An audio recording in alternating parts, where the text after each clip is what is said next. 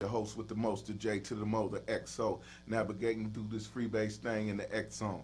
Man, check this out, man. I got a very, very special guest, man, out of California, Inglewood's finest. My man, Raw Reef. What's good with you? What man? up, everybody? What's happening? Yes, sir, man. Well, we're getting it through this freebase thing and getting to these artists, these new artists, up and coming artists. And, this is one of my man, talent. He's a talented man, cat, man. He come up out of Inglewood. You know what I'm saying? He's via Las Vegas, back and forth and around. He's been down to Dallas and stuff like that. So we're gonna get to the grind, to the consistency, to the rhyme, and to he got to do the Raw Reef thing. I guess that's what's part of his thing, man. I was just trying to get this, taken care of or whatever. I'm good now. Okay. So man, give him the origin of your musical history and stuff, and how when you started. You know what I'm saying? And just start off with name, where you coming from, and how you got started in this music thing. All right, bet. So I'm from Inglewood, California. They call me Raw Reef. My real name is Sharif, so that's where the Reef come from. Nigga been doing music for over 10, 15 years. I started writing a long time ago. Nigga always wrote, I had a passion for music since I was young, but never really pursued it. As I got older, the passion developed more, and I continue to hone my craft, and now I continue to do it. I got multiple plans and things that I'm trying to do besides just music or just being an artist. So that's like the foundation of it is being an artist. That's the start. You know what I'm saying? So what you got down the pipeline? What you got coming out with what you got available first and foremost? Right. What's available so they can check what you got out there? I got 3 mixtapes right now. They on SoundCloud and that Piff. My first 2 mixtapes I got like around 4,000 or 5,000 downloads and like 10. My first one got like 10,000 streams. The second one got like 20,000 streams. The names. So the first mixtape is called The Raw Is Back. That came out in 2013. I was actually in Dallas, Texas, so I recorded most of those records out there. Came out here, moved back, and finished the mixtape. Put it out then. Then a couple years later, I dropped a mixtape called Market Season Black Ops. So Black Ops is like my whole little thing, basically saying like I'm killing my competition. You know how the game Black Ops, y'all killing everybody. So that was my little, I'm killing everybody. And then earlier last year, matter of fact, a year ago from today, I released my 3rd mixtape, which is called Black Ops Reloaded. So I felt like I didn't put enough. I was going through some legal situations with the second mixtape, so I didn't get to like push it like I wanted to. So I took some of the best records, made some new records, and then put another mixtape called Reloaded. So what's your process like when you putting a mixtape together? How you get down? Like, do you just record a bunch of songs, or you just precise with I'm gonna record 6 or 8 or 12 or whatever the amount of on the tape? Actually, I'm a real hip hop head, right? So like me being from LA, like I was influenced by the East Coast a lot, like super influenced by the East Coast. Everybody influenced by the East Coast. But the origin of rap. I was so real. Like I used to like kind of act like I was from New York, cause like when I first hustled, the cats wasn't from LA, they was from New York. So I was about 12, 13, so that kind of got in me. So I always I was bigger on Jay-Z and Jadakiss than Corrupt and Daz. I was bigger on Fabulous and who can I say, Nas, than let's say Snoop or Exhibit. Like I liked those artists too, but I just felt like the East Coast niggas was more creative with the lyricism. Like LA was more straight to the point.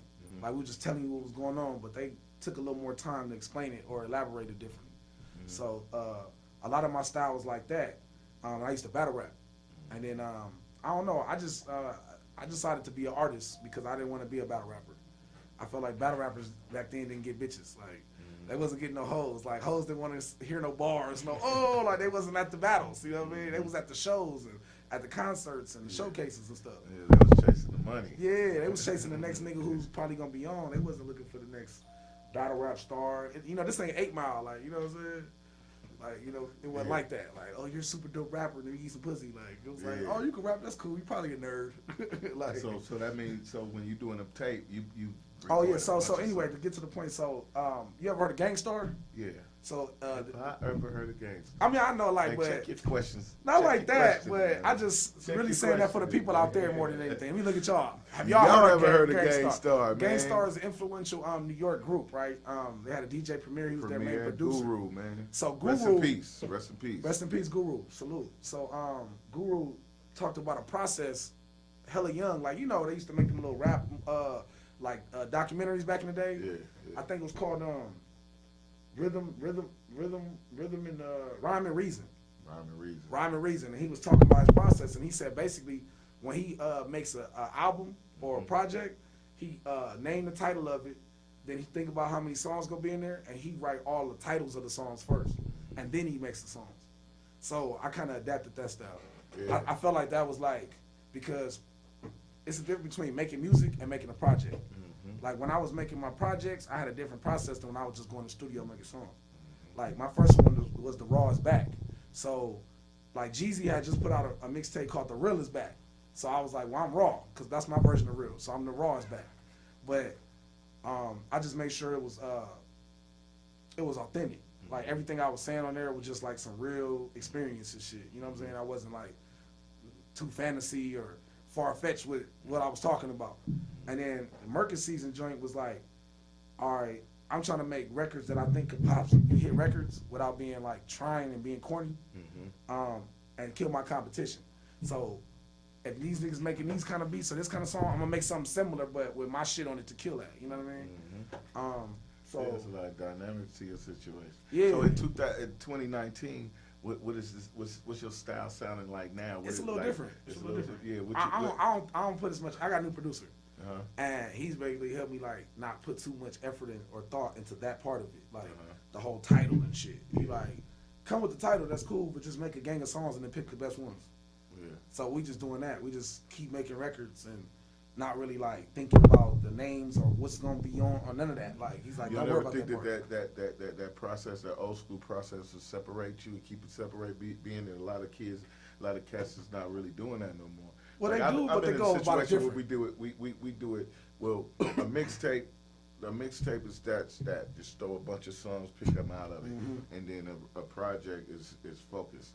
You know what I'm saying? I focus on a concept that we go in and out through and through. You know what I'm saying? Well, with my mixtapes, I wanted to, cause I started late, like in life, to try to really like try to do music. So I looked at it like I was practicing working on albums with my mixtapes. So like my mixtapes is all original production. I had a thing where I would use like maybe like one beat as my intro that was something that people were familiar with, but it wasn't like no hit record. But you knew that song, like, oh, you heard the beat, like I know that, and then I'd kill it. So that would probably be the only non-original track on the whole thing. Other than that, it's gonna be beats from producers or you know whoever that I can get the tracks, best tracks from. And I feel like it was practicing me actually working on the album versus like the original mixtape format I did when I was younger, where I was just going there and making gang of records. Like I don't know, I feel like it wasn't dope. It wasn't dope as my potential. So I feel like when I went into it like an album mode, I feel like I untapped my potential a little bit more. I got better reaction from my small little fan base or whatever. So what's up next? I'm almost finished with my fourth. I don't know if I'm gonna do a mixtape or an EP, but it's gonna be called Raw, which is the acronym for my first part of my name, which is it stands for Ready and With Whatever, and Realness Always Wins, and that just explains me. Like I'm a nigga who from LA who decided not to completely immerse himself in the gangbang culture, but I was still involved with the streets. You know what I'm saying? And so it just made me a person that was like, I was ready with whatever. I mean, I knew how to act and I knew how to, I knew better, but I also had this other side. Like I'm with that side too. Like I'm just not gonna bring it to you, but if you bring it to me, then I'm ready. You know what I'm saying? But also, people respect me because I be myself. Like I don't try to like be something that I never was or I'm not. I be me. So I say realness always wins. Cause I didn't travel to 16 states. I done been in the slums in Baltimore, St. Louis, hustling, doing all type of shit. Well rounded. Yeah, and like I never really got tried like that. And I know it's not because I'm just feared like that and I'm just this tough ass person. Niggas like, oh, I'm scared of him. It ain't about that. It's about I carry myself with respect. I have respect for myself and I have respect for others. And I'll be real about who I am. So nobody gonna try a nigga that's just being 1,000 and authentic.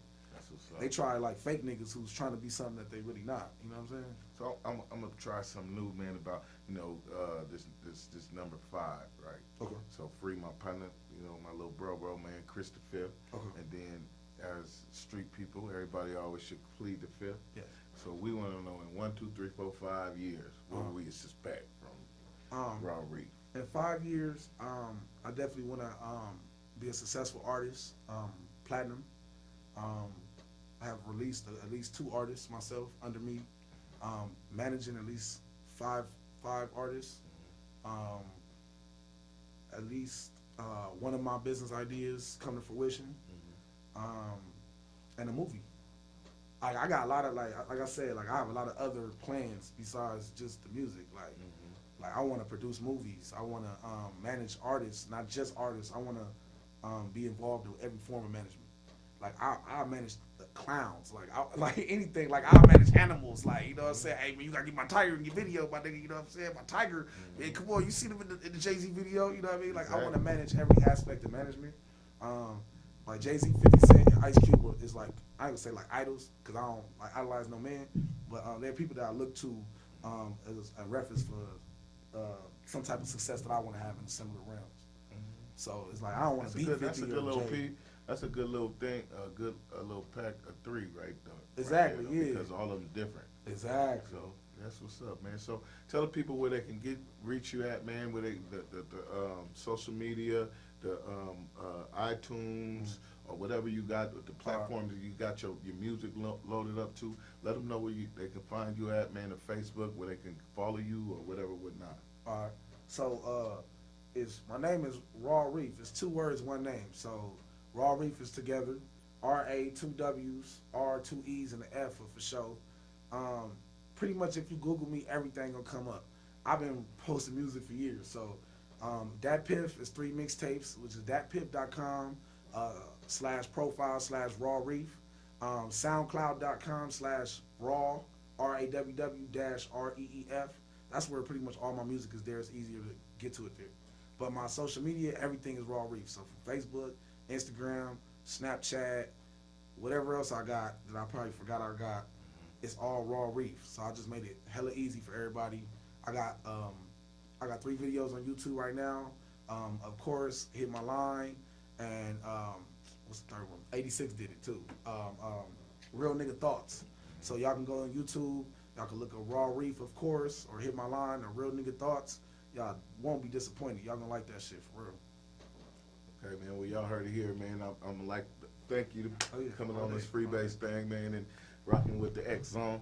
You know what I'm saying? And we're gonna catch up to you when you about to drop that next thing. We'll bring you back on, and we're gonna get on you. We're gonna do some quick Q&A about the projects and whatnot. But we appreciate y'all, man. Once again, man, y'all stay in, stay tuned, stay black, man. Once again, it's the X Zone Freebase. Yes, sir.